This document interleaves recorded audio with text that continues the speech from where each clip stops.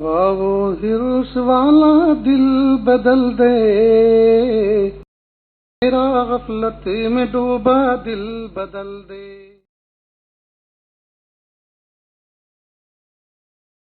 بسم اللہ الرحمن الرحیم، الحمد للہ وکفی وسلام علی عبادہ الذین اصطفی، اما بعد، اعوذ باللہ من الشیطان الرجیم، بسم اللہ الرحمن الرحیم، وذکر فإن الذکریٰ تنفع المؤمنین۔ سبحان ربک رب العزۃ عما یصفون، وسلام علی المرسلین، والحمد للہ رب العالمین۔ اللہم صل علی سیدنا محمد وعلی آل سیدنا محمد وبارک وسلم۔ اللہم صل علی سیدنا محمد وعلی آل سیدنا محمد وبارک وسلم۔ اللہم صل علی سیدنا محمد وعلی آل سیدنا محمد وبارک وسلم۔ رمضان المبارک کی 5 تاریخ ہے، سن 1441 ہجری ہے، ماہ اپریل کی 29 تاریخ ہے، سن 2020 عیسوی ہے۔ کرونا وائرس کا زمانہ ہے اور لاک ڈاؤن کا دور دورہ ہے۔ اللہ تعالیٰ سے دعا ہے کہ اللہ رب العزت پوری دنیا کے انسانوں کی حفاظت فرمائے اور اس بیماری کو دیکھتے ہوئے اللہ کی قدرت کو پہچاننا ہمارے لیے آسان فرمائے، اور عبرت پکڑ کر اللہ کی قدرت کو سمجھ کر اللہ کو ایک مان کر زندگی گزارنے کی توفیق عطا فرمائے۔ کئی دن سے یہ بات چل رہی ہے کہ اسلام کے 5 بنیادی شعبے ہیں: عقائد، عبادات، معاملات، معاشرت اور اخلاق۔ عام طور پر معاشرت یعنی رہن سہن جو ہے وہ ہم اپنی پرائیویٹ طور پر زندگی گزارتے ہیں اور یہ سمجھتے ہیں کہ زندگی کو جس کو ہم اچھا سمجھیں اس طرح زندگی گزاریں گے، اور جس کو برا سمجھیں گے اس کو اپنے طور پر چھوڑیں گے۔ یہ ہمارے ایک ذاتی معاملہ ہے، ذاتی مسئلہ ہے۔ اسلام کی اس کے بارے میں ہمارے لیے کوئی ہدایت نہیں ہے، ایسا نہیں ہے، بلکہ معاشرت کس طرح کی ہو۔ اللہ پاک نے اپنے محبوب پاک صلی اللہ علیہ وسلم کے ذریعے اور ان کے ذریعے صحابہ کرام کی تربیت فرما کر ہم تک یہ تعلیم پہنچائی ہے کہ ہم کس طرح رہن سہن اور آپس کے معاملات اور آپس کا بیہیو اور برتاؤ کس طرح کا کریں۔ تو معاشرت سے متعلق باتیں چل رہی ہیں۔ حضرت تھانوی رحمۃ اللہ علیہ کی ایک کتاب آداب المعاشرت نام کی اس عاجز کے سامنے ہے، اس میں حضرت نے مختلف نمبر وائز کر کے آداب لکھے ہوئے ہیں، اور ان آداب کے اندر حضرت نے اپنی زندگی کا تجربہ نچوڑ بیان فرمایا ہے، جو حقیقت میں دین پر چلنے پر اللہ پاک نے ان کو نصیب فرمایا۔ تو یہ عاجز وہ آداب سناتا ہے اور کچھ اپنے تجربے کی چیزیں اور سامنے آئی ہوئی چیزیں ان کو بھی پیش کرتا ہے، اپنا سبق سمجھ کر اللہ تعالیٰ عمل کی توفیق عطا فرمائے۔ حضرت فرما رہے ہیں ایک ادب میں، جو آدمی تیزی کے ساتھ جا رہا ہو راستے میں اس کو مسافے کے لیے مت روکو کہ شاید اس کا کوئی حرج ہو، اسی طرح اس کو ایسے وقت میں کھڑا کر کے بات مت کرو۔ ایک آدمی نارمل چال کے مقابلے میں تھوڑا تیز چل کر جا رہا ہے، تو اس کا مطلب یہ ہے کہ گھر سے کوئی کال آئی ہے جس پر اس کو جلدی جانا ہے، ہو سکتا ہے کوئی حرج ہو، نقصان ہو رہا ہو، یا کوئی مہمان انتظار کر رہے ہو، ان کو جلدی جانا ہو، تو ان کو فون کی کال ریسیو ہوئی ہے اس لیے تیز جا رہے ہیں، یا ہو سکتا ہے کہ ان کی طبیعت خراب ہے، پیٹ میں گڑبڑ ہے، استنجے کا تقاضا ہے۔ تو آدمی جب نارمل چال سے تھوڑی اسپیڈ سے چلے تو اس کا مطلب یہ ہے کہ یہ کسی شدید تقاضے پر بلایا جا رہا ہے یا کسی شدید تقاضے کو پورا کرنے کے لیے جا رہا ہے۔ تو ایسے وقت پر کسی کو سلام مسافے کے لیے مت روکو۔ سلام تو چلتے چلتے بھی وصول کر سکتا ہے وہ، لیکن آپ مسافے کے لیے اس کو مت روکو۔ اسی طرح اور کسی کام کے لیے بھی اس کو کھڑا مت کرو۔ ایک اور ادب بیان فرما رہے ہیں، بعض آدمی مجلس میں پہنچ کر سب سے الگ الگ مسافہ کرتے ہیں، اگرچہ سب سے تعارف نہ ہو، اس سے بہت وقت صرف ہوتا ہے اور فراغ تک تمام مجلس مشغول اور پریشان رہتی ہے۔ مناسب یہ ہے کہ جس کے پاس قصد کر کے آئے ہو اس سے مسافے پر کفایت کرو، البتہ اگر دوسروں سے بھی تعارف ہو تو مذائقہ نہیں۔ اس کو ذرا سمجھ لیں. کوئی مجلس کسی بزرگ کی، کسی مہمان کی لگی ہوئی ہے اور ان کے سامنے کچھ لوگ بیٹھے ہوئے ہیں اور وہ گفتگو کر رہے ہیں، تو ادب کا تقاضا یہ ہے کہ سلام بھی نہ کرے، چپ چاپ نظریں جھکا کر بہت ہی دبے پیر مجلس کے اختتام پر بیٹھ جائے. بہت سے لوگ کیا کرتے ہیں کہ گفتگو چل رہی ہے، سب لوگ ہمتن گوش ہیں، اب وہ آتے ہیں اور زور سے کہتے ہیں السلام علیکم. اب سارے کے سارے لوگ ان کی طرف متوجہ ہوتے ہیں. تو یہ مجلس کے آداب کے خلاف ہے، یہ آداب معاشرت کے خلاف ہے. اس لیے کہ آپ نے سارے لوگوں کو جو کسی ایک بندے کی طرف متوجہ تھے اور وہ اپنی گفتگو کر رہا تھا اور سمجھاتے سمجھاتے وہ ایک خاص مقام تک پہنچا تھا اور بات مکمل ہونے جا رہی تھی، اور آپ نے جاتے کے ساتھ ہی دھماکہ خیز ایک سلام کر داغ دیا. نتیجہ یہ ہوا کہ سارے کے سارے آپ کی طرف متوجہ ہو گئے. تو تھوڑی سی دیر کے لیے ڈسٹرب ہو گیا، گفتگو کا سلسلہ بھی منقطع ہو گیا، اور اس کے ساتھ ساتھ جو ربط تھا پیچھے سے چلا آ رہا تھا گفتگو سمجھانے کا، اب وہ ٹوٹ گیا. لہذا اگر کوئی مجلس سجی ہوئی ہو، مجلس میں گفتگو چل رہی ہو، حاضر باش لوگ بیٹھے ہوئے ہوں، تو اب اس وقت آپ اس مجلس میں شریک ہو رہے ہوں، چاہے وہ آپ کے ملنے والے کتنے ہی بڑے کیوں نہ ہوں اور کتنے ہی عظیم کیوں نہ ہو، آپ چپ چاپ خاموشی کے ساتھ دبے پیر پیچھے سے آ کے اس طرح بیٹھ جائیں کہ کسی کو کانو کان خبر بھی نہ ہو. یہ ہے مجلس میں شریک ہونے کا طریقہ جب جو دوران گفتگو مجلس چل رہی ہو. نیز کچھ لوگ صرف سلام ہی نہیں کرتے بلکہ سلام کر کے جو متکلم ہیں، جو گفتگو کر رہے ہیں، چونکہ یہ آنے والا شخص وہ ہے جو ان سے بے تکلفی کا تعلق رکھتا ہے اور وہ بھی ان کو محترم سمجھتے ہیں، تو جا کے ان سے مصافحہ کرتا ہے. تو چلو ٹھیک ہے، تعلقات نبھائے تو انہوں نے مصافحہ کر لیا، لیکن مصافحہ کرنے کے بعد پھر جتنے بھی شریک مجلس ہیں ہر ایک سے الگ الگ کرتا ہے. تو جتنی دیر تک مجلس میں مصافحہ چلتا رہے گا اتنی دیر گفتگو منقطع رہے گی. چلو یہ تو ایک مسئلہ ہوا. اب دوسرا بندہ کوئی آیا، اس نے بھی سلام کیا، مصافحہ کیا اور سب سے الگ الگ مصافحہ کرنا شروع کیا. اب بتائیے تو پھر وہ مجلس ہی کہاں ہوئی، وہ افادہ استفادہ ہی کہاں ہوا، وہ تو ملاقات کی محفل رہی گیا. تو ایسا نہیں کرنا چاہیے، بلکہ اول تو کانو کان کسی کو خبر نہ ہو، سلام زور سے نہ کریں، خاموشی کے ساتھ چپ چاپ آ کر بیٹھ جائیں. یہ اول وہلے میں یہ ادب ہے. دوسرا یہ کہ جس کی مجلس میں آپ گئے ہیں وہ بڑے محترم ہیں اور آپ بھی ان کے ساتھ بڑے بے تکلف ہیں، اور اگر آپ جا کر سیدھے بیٹھ جائیں گے تو ان کو بھی احساس ہوگا کہ یار اتنے دن کے بعد ملاقات ہو رہی ہے اور آ کے چپ چاپ بیٹھ گئے. تو اس وقت حالات کا تقاضا یہ کہ آپ ان سے مصافحہ کر لیں، سلام کر لیں، لیکن آپ جتنے شریک مجلس ہیں سب سے مصافحہ نہ کریں، چپ چاپ بیٹھ جائیں. اس کے بعد جب مجلس ختم ہو جائے اس کے بعد سب سے انفراداً مصافحہ کر لیں.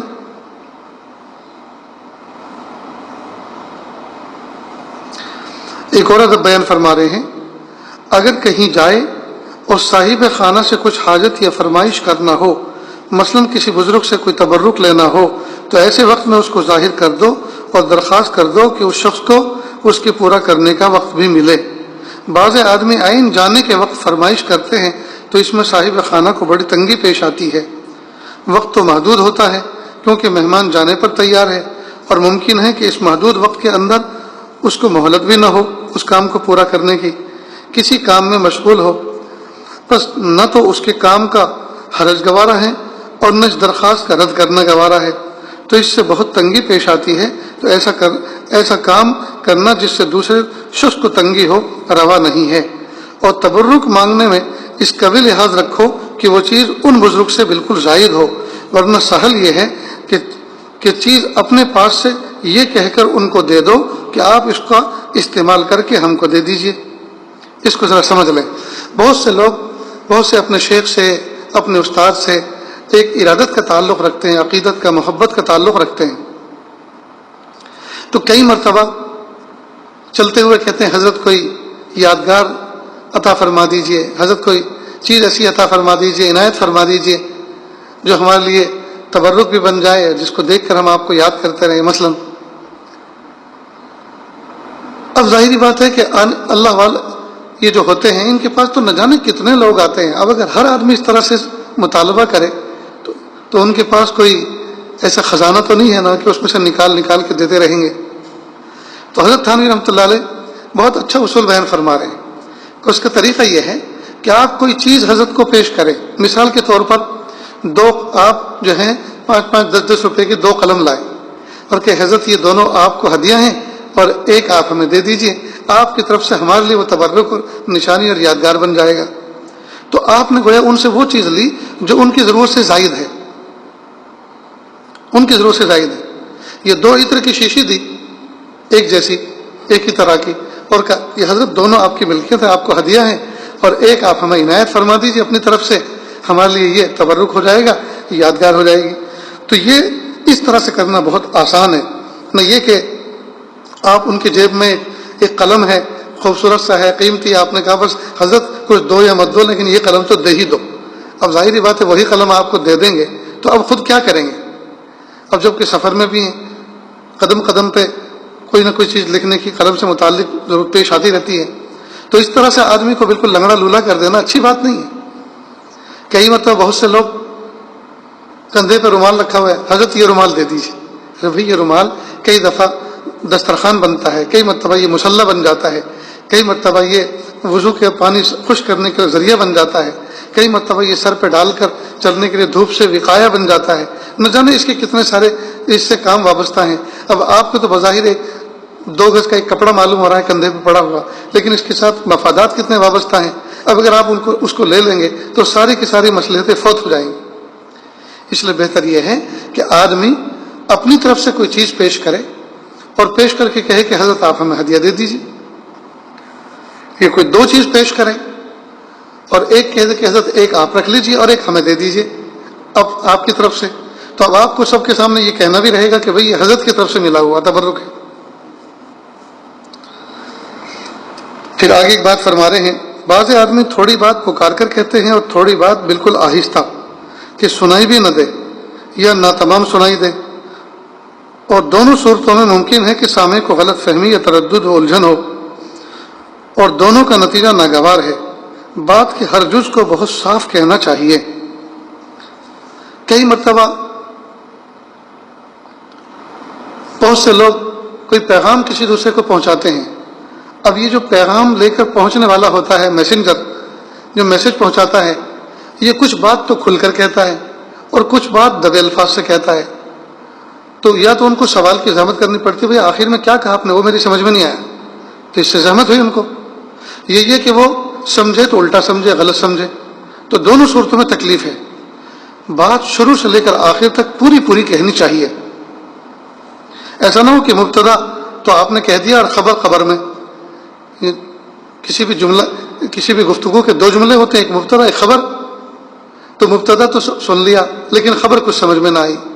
یہ کئی مرتبہ مبتدا اتنا چھپا کر کہا اور خبر واضح کر کے کہی, تو پھر ان کو ریورس کرانا پڑتا ہے کہ بھئی کیا کہا شروع میں, ہمیں تو کچھ سمجھ میں ہی نہیں آیا. تو بات شروع سے لے کر آخر تک ایک ٹون کے اندر صاف اور واضح کہنی چاہیے.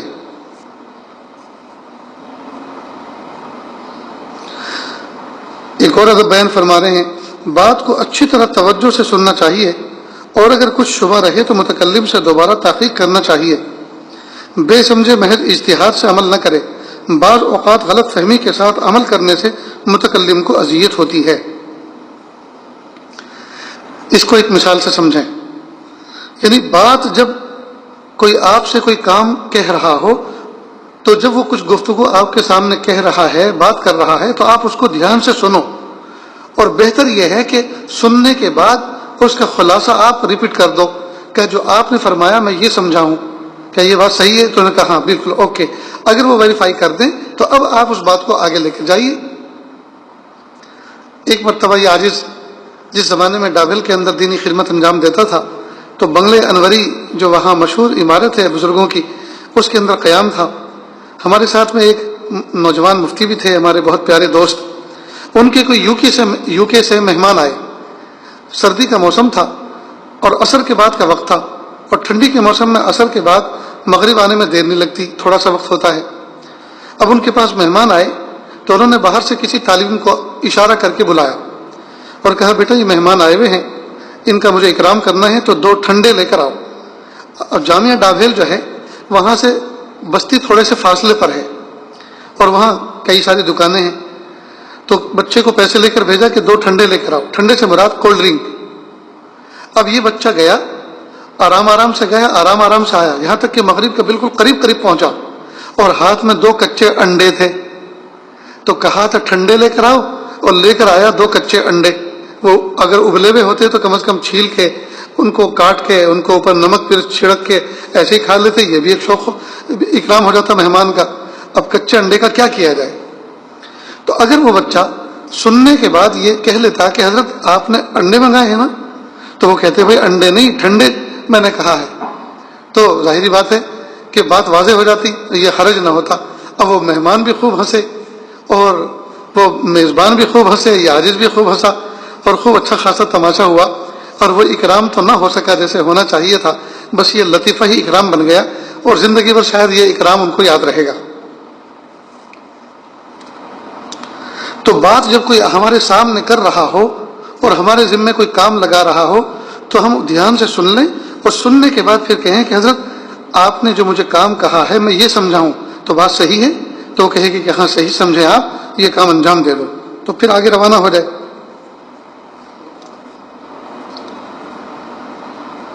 اگر کوئی اپنا متاع کوئی کام بتلائے, متاع سے مراد ہمارا کوئی بڑا, ہمارے کوئی بڑے قابل احترام جن کی بات ہم مان کر چلتے ہیں, اس کو کہتے ہیں متاع.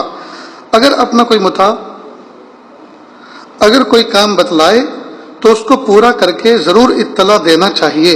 اکثر اوقات وہ انتظار میں رہتا ہے. کسی استاذ نے مثال کے طور پر آپ کو کوئی کام سپرد کیا, مثلا یہ کہا کہ یہ خط ہے, آپ اس کو ڈاک خانے میں ڈال آئیے, یا ڈاک خانے میں ڈاکیوں کے حوالے کرائیے. تو آپ لے کر گئے اور آپ نے وہ ڈاک خانے میں حوالے کر دیا, یا ڈاک خانے سے وہ جو پوسٹ باکس ہوتا ہے, کئی مرتبہ وہ سیمنٹ کا بھی ہوتا ہے, کئی مرتبہ وہ اسٹیل کا لوہے کا بنا ہوا ہوتا ہے. تو کسی نے دکاندار نے کہا کہ بھائی اس میں سے تو ابھی ڈاکیا نکال کے آج کے ڈاک لے گیا. تو آپ اس کو دینے کے لیے ڈاکیا کا اوپر پوسٹ آفس میں جہاں وہ ہوتے ہیں وہاں گئے. بہرحال آپ نے چاہے اس میں ڈالا, چاہے ڈاکیا کو آپ نے دیا. دینے کے بعد آپ نے استاذ کو, اپنے متاع کو آپ خبر کریں کہ الحمدللہ میں وہ خط جو ہے ڈاکیا کے حوالے کر کے آیا ہوں. اس لیے کہ جس وقت کوئی بڑا ہمارے ذمہ کوئی کام لگاتا ہے تو اسی وقت سے وہ اس بات کی خبر کا منتظر ہوتا ہے کہ یہ کام ہوا یا نہیں ہوا. تو جب وہ سراپا منتظر ہے کام کی اطلاع کا, تو پھر آپ کام مکمل کرنے کے بعد ان کو اطلاع دے دیں جو بھی ہو. کئی مرتبہ ہم کام تو کر دیتے ہیں لیکن کام کر کے نہ فون کرتے ہیں, نہ اطلاع دیتے ہیں, نہ پلٹ کے لوٹتے ہیں اور اپنے کاموں میں لگ جاتے ہیں. نتیجہ ہوتا ہے کہ وہ انتظار کی زحمت برداشت کرتے رہتے ہیں. تو ہمیشہ کام کرنے کے بعد اس کی اطلاع ضرور دینی چاہیے.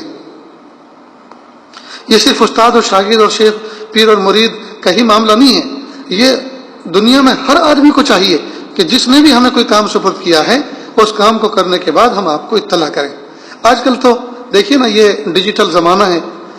اگر مثال کے طور پر ہم پوسٹ کے اندر اسپیڈ پوسٹ سے کوئی چیز بھیج رہے ہیں تو ہمارے موبائل پر اس کا میسج آتا رہتا ہے کہ آپ کا یہ بیگ کہاں تک پہنچا, آپ کا یہ لفافہ کہاں تک پہنچا, آپ کا پارسل کہاں تک پہنچا, اور یہاں تک کہ ڈلیوری ہونے کے بعد اس کا میسج آتا ہے کہ ڈلیور ہو چکا ہے.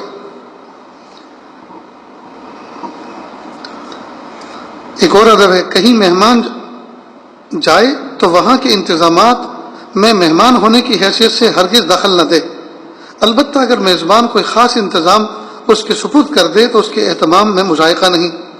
ہم جب کسی کے ہم مہمان بنے ہیں تو میزبان ہماری جو میزبانی کرنا چاہ رہا ہے وہ کیا پکا رہا ہے, دسترخوان کس طرح سے لگا رہا ہے, کیا ترتیب ہے. تو ظاہر ہے ہمارے چھوٹے سے مہمان ہیں اور وہ میزبان ہیں, باعزت ہے, باسلیقہ ہیں, تو ہمیں چاہیے کہ میزبان کے کاموں میں دخل گیری نہ کریں. البتہ میزبان ہی ہمارے ذمے کچھ کام لگاتا ہے, اور بھی کچھ مہمان آئے ہوئے ہیں اور ہمیں چھوٹی عمر کا دیکھ کر, یا فعال دیکھ کر, یا تجربے کار سمجھ کر, یا ہونہار سمجھ کر, یا اور بے تکلفی کے تعلقات کو سامنے رکھتے ہوئے ہمارے ذمے وہ کام لگانا چاہ رہے ہیں, تو پھر اب کوئی مذائقہ نہیں. آپ ان کی میزبانی میں آپ جو بھی دخل اندازی جو آپ کو دخل گیری کا کہیں گے، بلکہ اس کو جو بھی مشورہ آپ کو دینا ہو آپ دے سکتے ہیں، اور انشاءاللہ اس کو قبول کریں گے، کہ انہوں نے آپ کو اسی کام کے لیے تو اپنے ساتھ کھڑا کیا ہے۔ غرض یہ کہ مہمان کو چاہیے کہ وہ میزبان کے ادب کا پورا خیال رکھے اور اپنی رائے ان پر مسلط نہ کرے۔ ایک اور ادب بیان فرما رہے ہیں، جب اپنے سے بڑے کے ساتھ ہوں بدون اس کی اجازت کے مستقل کوئی کام نہ کرنا چاہیے۔ جب اپنے کسی بڑے کے ساتھ میں ہم رفاقت میں ہوں، سفر میں ہوں یا کسی پروگرام میں ہوں، تو ہم خود اپنی مرضی سے کوئی کام نہ کریں، بلکہ ہر مشورے میں ان کے تابع رہیں اور ان کی منشے کو بھی سمجھیں، ان کی رائے پر بھی عمل کریں اور ان کی راحت کا بھی پورا خیال رکھیں۔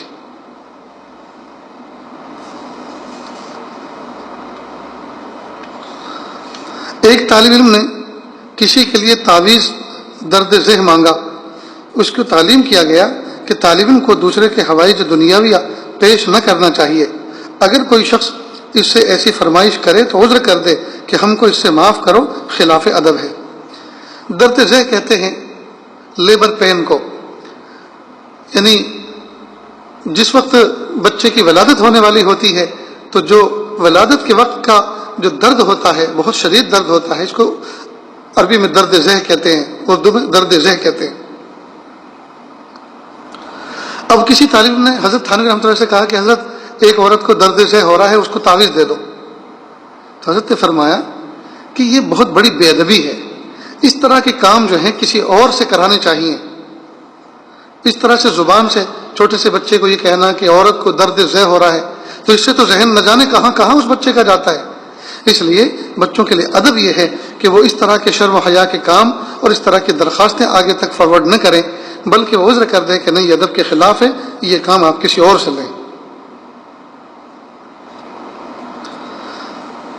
ایک اور ادب فرما رہے ہیں کہ ایک طالب مہمان آئے جو پہلے بھی آئے تھے اور دوسری جگہ ٹھہرے تھے، اور اب کی بار یہاں ٹھہرنے کے قصد سے آئے، مگر ظاہر نہیں کیا کہ اس دفعہ تمہارے پاس ٹھہرا ہوں، اس لیے کھانا نہ بھیجا گیا۔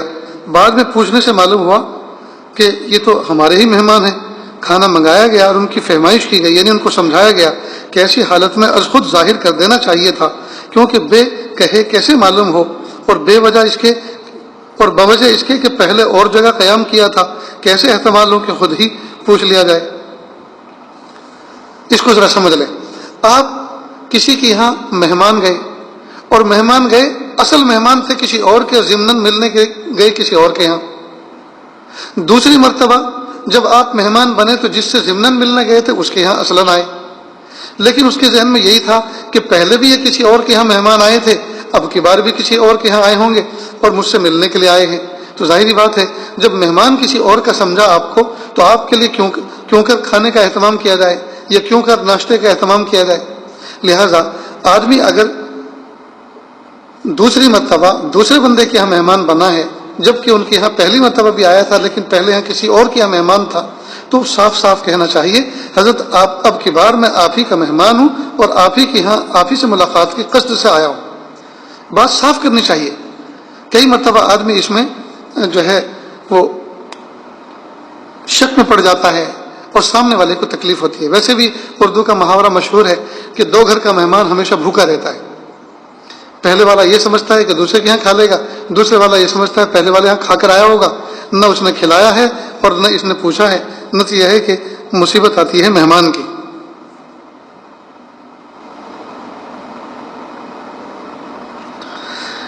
ایک مہمان صاحب نے میزبان کے خادم سے پانی یہ کہہ کر مانگا کہ پانی لاؤ۔ فرمایا کہ تحکم کا لہجہ ہرگز نہیں چاہیے، یہ بد اخلاقی ہے، یوں کہنا چاہیے کہ تھوڑا پانی دے دیجئے۔ سبحان اللہ۔ ایک مہمان صاحب نے میزبان کے خادم سے پانی یہ کہہ کر مانگا کہ بھائی پانی لاؤ۔ فرمایا کہ تحکم کا لہجہ، آرڈر کا لہجہ ہرگز نہیں چاہیے، یہ بد اخلاقی ہے، یوں کہنا چاہیے کہ تھوڑا پانی دے دیجیے، یعنی اس میں لجاجت ہو، اس میں نرمی ہو۔ ایک اور عجیب بات، کئی مرتبہ ہم لوگ کسی مشترکہ دعوت میں جاتے ہیں، کسی کے یہاں مثال کے طور پہ ولیمے کی دعوت ہے یا کوئی تقریب ہے، بہت سارے لوگ جمع ہیں۔ اب ہوتا یہ ہے کہ کچھ تقسیم کرنے والے ہوتے ہیں، تو مہمان کئی مرتبہ تقسیم والے سے باقاعدہ منہ سے درخواست کرتا ہے بھائی گوشت ڈالو، بھائی بوٹی ڈالو. ظاہری بات ہے کہ اپنے گھر میں آدمی چاہے جس طرح سے کھا لے، وہ میزبان کے یہاں جو خادم ہے یا میزبان کا کہو بیٹا ہے یا اس کی اولاد ہے یا اس کا کوئی خادم ہے، وہ جو خدمت کر رہا ہے وہ کھلانے ہی کے لیے تو بیٹھا ہے، وہ کھلانے ہی کے لیے تو مقرر ہے.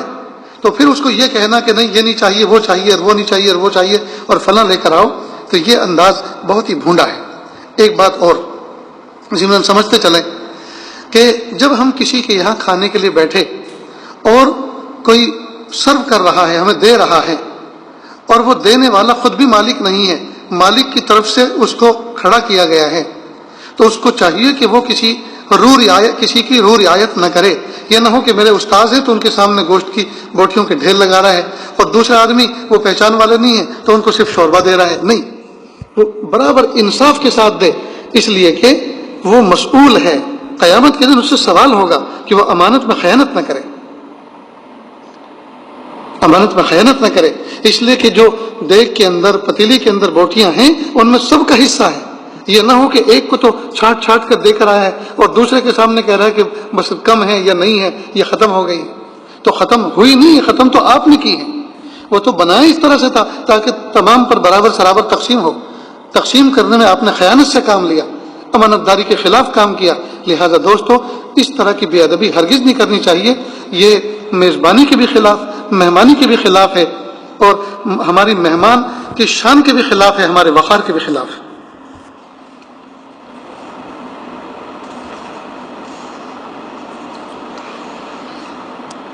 ایک اور بیان فرما رہے ہیں، اگر مجلس میں کوئی خاص گفتگو ہو رہی ہو تو نئے آنے والے کو چاہیے خواہ مخواہ سلام کر کے اپنی طرف متوجہ کر کے سلسلے گفتگو میں مزاحم نہ ہو، بلکہ چاہیے کہ چپکے سے نظر بچا کر بیٹھ جائے، پھر موقع سے سلام وغیرہ کر سکتا ہے.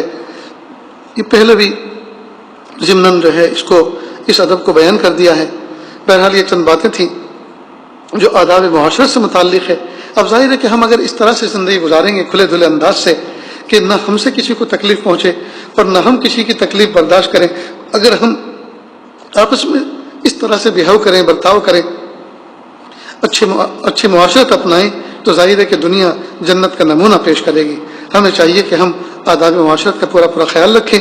اور آداب معاشرت میں بنیادی اصول یہ ہے کہ نہ ہم کسی کے لیے بوجھ بنیں اور نہ کوئی اور شخص ہمارے اوپر بوجھ بنے. یعنی آداب معاشرت کا لب لباب اور خلاصہ یہ ہے راحت رسانی. خود بھی راحت اور اطمینان میں رہے اور دوسرے کو بھی راحت اور اطمینان میں رکھے، نہ ہماری وجہ سے کوئی تکلیف میں مبتلا ہو اور نہ ہم کسی کی تکلیف برداشت کریں. اللہ تعالیٰ کہنے سننے سے زیادہ عمل کی توفیق عطا فرمائے. وآخر دعوانا ان الحمد للہ رب العالمین. دعا کر لیجیے.